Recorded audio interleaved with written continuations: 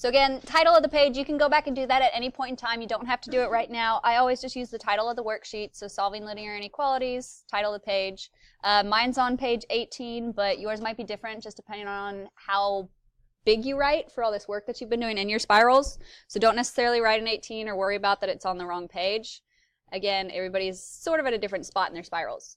So looking at the quick start, again, these problems, they're the exact same process as what we've been doing, but instead of having equal signs, we're now dealing with inequalities. So you're going to have your less than, greater than, less than or equal to, greater than or equal to symbols showing up. The process is exactly the same. There's just one little thing that changes as you work these out. So for problem number 1, again, we're going to go through our order of operations, our PEMDAS. First thing you should notice is that there's parentheses, which means because we have this -3 in front, we have multiplication we have to do first before we can start solving. So I'm going to take my -3 and I would multiply it in. I should probably actually write this on the notebook, but we'll wait for a second. So I'm going to take this -3 and I'm going to multiply it into the p. So -3 times p is just -3p. Then I'm going to take this -3 again, and I'm going to multiply with what's in the back of the parentheses, which is that +1. So -3 times 1 would give me a -3.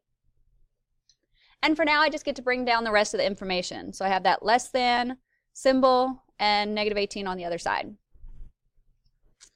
So this is the exact same process as before. I'm going to go through and I'm going to draw a line to split my equation. This time, instead of through the equal sign, I'm drawing my line through the inequality symbol.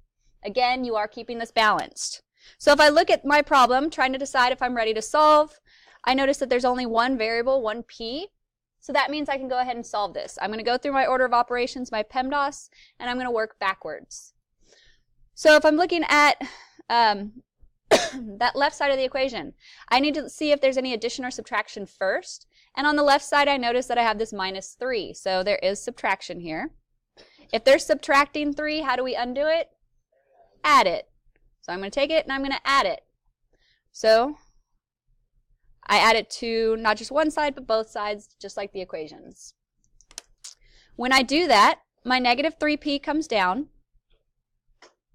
My inequality is going to come down, and it is very, very important that you guys carry down these symbols. Just like the equal signs, you need to carry down your inequality symbols. And then -18 plus 3 would give me -15.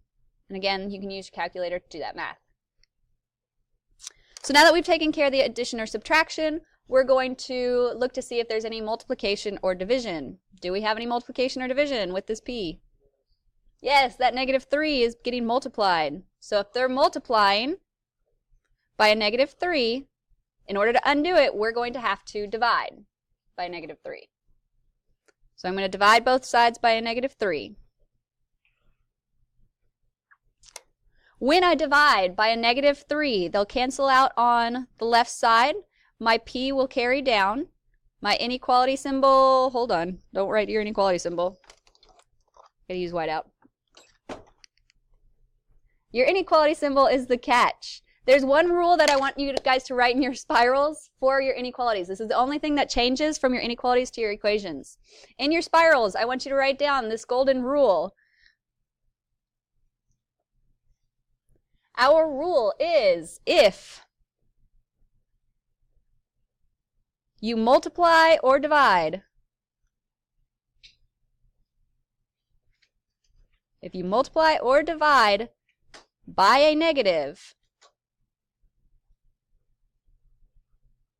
you must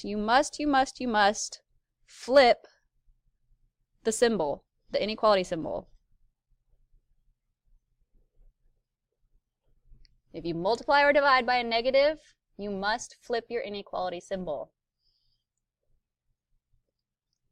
See, I was trying to work so fast, I almost forgot that. So if we go back to our problem, if we go back into our problem and we look at our last step, we said we were dividing by a -3. Do we have to flip our symbol? Yes, we divided by a negative. So this symbol is going to go from being that less than, and it's going to turn into a greater than On the other side, negative 15 divided by negative 3 is going to give us a positive 5. So our answer, if you can see that at the very bottom, is P is greater than 5. Wow, oops. P is greater than 5. Okay? Now we'll look at problem 2.